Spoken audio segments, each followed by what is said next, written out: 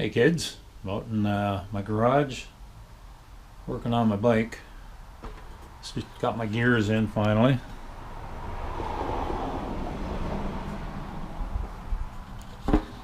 Not quite the ones I wanted. This one here, I'm not crazy about the brand, but the only ones they had in stock, so I'm gonna give it a shot.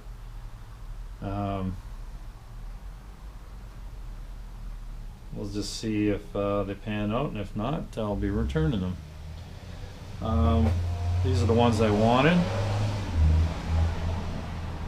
but you can mix brands.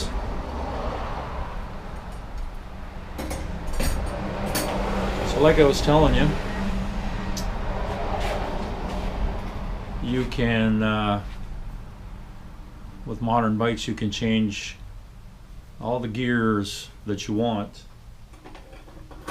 in your own specific formula, like whatever you want for gears.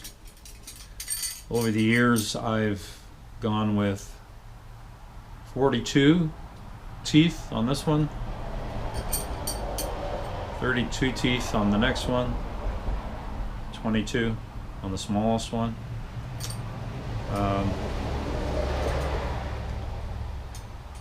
I just like that combination.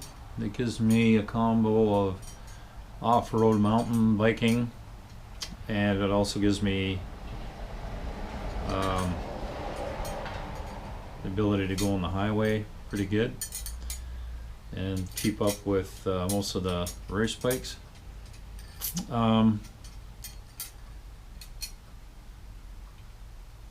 Like these gears here are a different material than these two.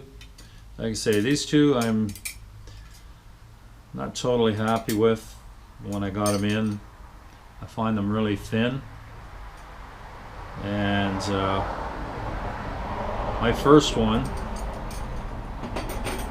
that I originally put on the bike a year after I got it going, it's this one. It's definitely thicker, and it took almost 2 decades to wear out. And I can see,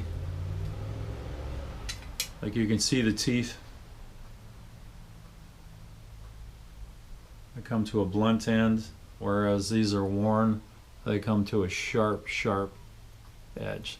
That's no good anymore. They've stretched, and they start to slip after a while. So I've seen some guys file these, and I might attempt that just to see with rat tail files. So we're gonna see. I don't know. So anyways, these are the cranks that allow for this. Not all cranks allow for you to change the gears. There's a pin right here. That pin is so the chain doesn't get behind the pedal. So you always know that that is the way it goes on. So there we go. It bolts in. There's us 4 spacers that go in here, right here, and they will space out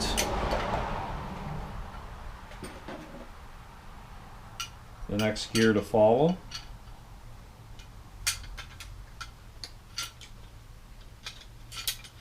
So the first 2 gears are bolted together with these spacers, and then the last gear is held in these 4. They just thread in with Allen keys, so these 4 right here are for the smaller gear. So the first 2 you kind of got to get in place, and needless to say,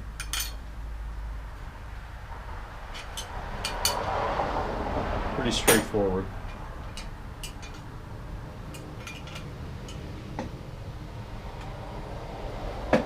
So a lot of the bikes nowadays have bigger chain gear.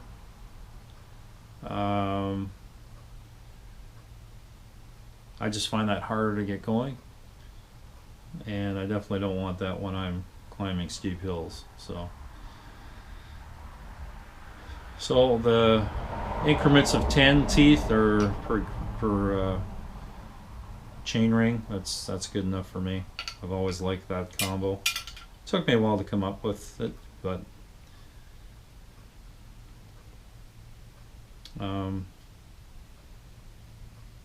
once you get the hang of picking your gears, it's easy. Same with the back gear cassette, like I showed you in the other video. You can go any combination of gears back there. So don't buy cheapy bikes, because I mean, you're wasting your money changing gears on cheapy bikes. So, and then once the gears are set, I'm going to split the bike in half. It's a hinged bike. It's got a hinge in it for the back. I'm going to take this apart. I'm going to grease that fully. The bearings are wearing out in that. Having trouble finding the replacement bearings, but I can pack it with heavy grease and that'll hold it for a while.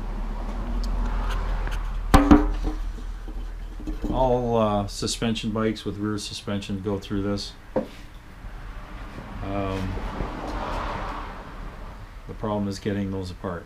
Sometimes they're so rusted you just can't get them apart, and you've got to heat them up and unfortunately burn the paint. There's no way around it.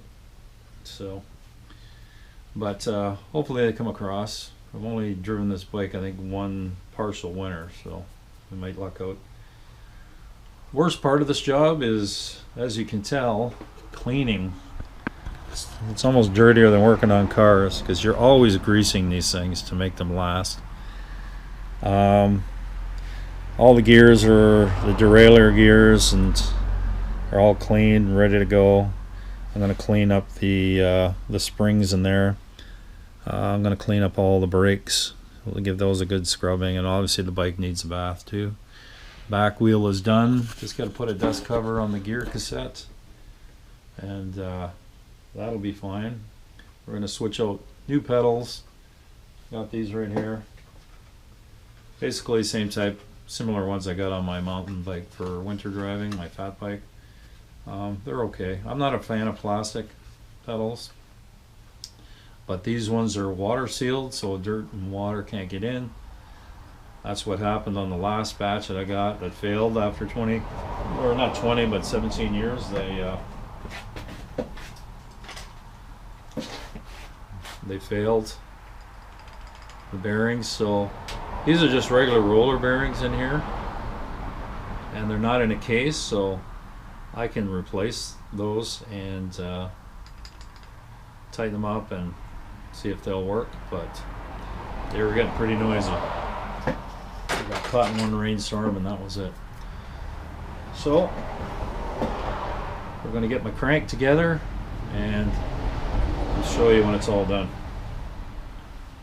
I'm going to hang on to the old gears because the small one is actually in great shape, and if you're not sure of the numbers on them, and if you can see that, it gives you the numbers. See if my shaky hands, I don't know if I can see that. It says 22 teeth. They're all labeled once you clean all the grease off. Let's see, the next one here is it's usually on the back side.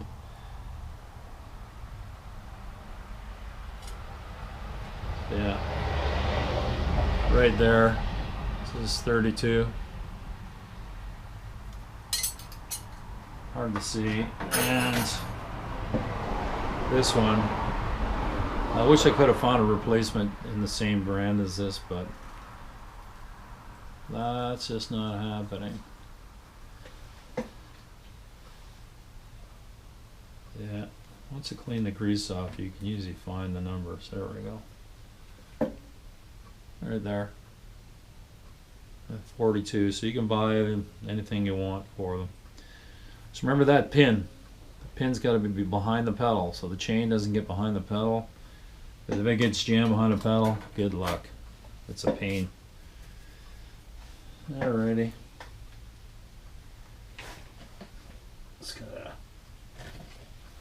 clean my hands a little bit before I touch the camera.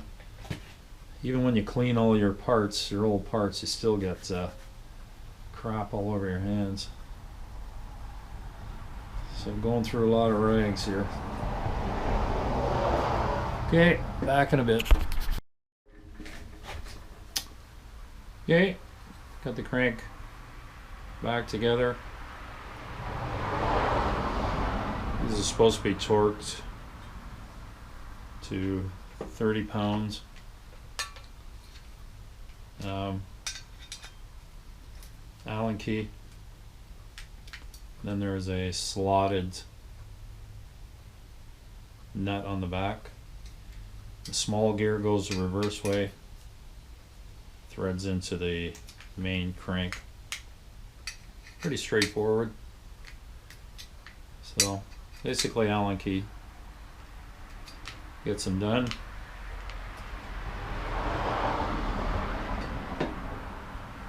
And I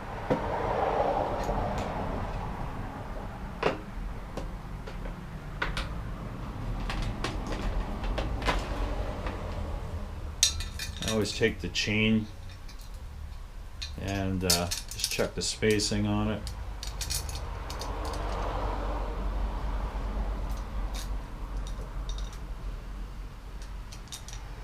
So should be good.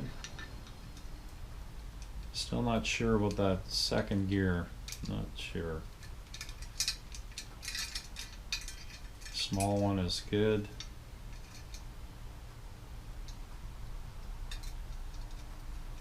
You can see it's nice.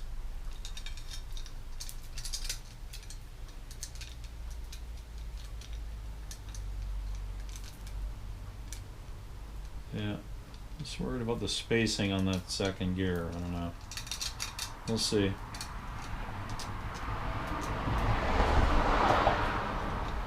That's the outer one.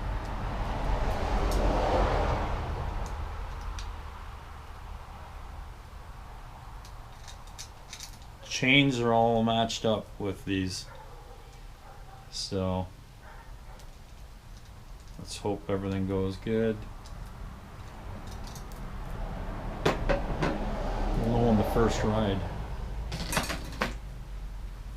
Okay, those are normally coated. Chains are normally coated when you get them. I still add a little bit of fluid film lubricant. Best thing for chains. Use it on motorcycles, all that fun stuff. Okay, we're going to try and clean the back caliper up and try and clean all the inside of the bike in that back frame, and then put the back wheel on, and then I'm going to separate the back end. It's just easier to do it with wheels on. See you in a minute. Okay, here's a quick update. The bike is done. So this pivot here, I haven't cleaned the bike yet, but this pivot was rusted in there. I got it out without heating it up. Scored up or sanded down the shaft a bit, and that allowed me to tighten the frame rails better. The bearings are sealed, so I don't have to grease them, but I did grease the shaft putting it in there. And there's actually pivot washers in between here, so we don't have frame on frame. And so that was a little bit of the issue. So I could not tighten it because there's a screw on this side, screw on this side, and a threaded shaft. That threaded shaft or pivot axle basically was basically rusted and caused me not to be able to adjust it tighter. Once I took it all apart, I ran a tap and die set on all the threads, and put Loctite on it, threaded them in, and I actually got them tighter. So there's no more play in the back carriage. The chain is on. You can see the new gears are in place. The gear I took out, I think 4 or 5 links, because I like a shorter chain. I don't like it dragging on the ground. Like down here, I want it right like that. The new chain comes with snap links, which are great. That's what they used to have back when I was a kid. Then they kind of disappeared for some stupid reason. But yeah, so snap links in there make it easy to connect the chain. So, and you have to have a like a chain tool to knock out some links. So I have one of those. So real easy. Bike still has to be cleaned. Put the new brake pads in. They work almost great, pretty close to great. They're just I think, not quite the same material I had before, but I mean, 17 years since, or 18 years since I bought this bike, and they're original brakes, so I would imagine the formula has changed a little bit. The front one is still good, so I'm going to have one extra set. I just adjusted them. You can adjust them in the back right here. There's a small round disc, and use an Allen key. I don't know if you can see that if it's too blurry. Anyways, right there, put an Allen key in there. All you need to turn it is a quarter of a turn, and you adjust your brakes. You can also adjust them right here, but it's easier there. So I'll probably run some fluid film on the chain. I took it for a boot. I didn't even have to adjust the gears. It's actually lining up perfect. There's no chain skip, no jumping off the gear or the chain rings. So just needs a good cleanup. And it's ready to rock. And now I get to clean myself and then go play with the band. Thanks for watching.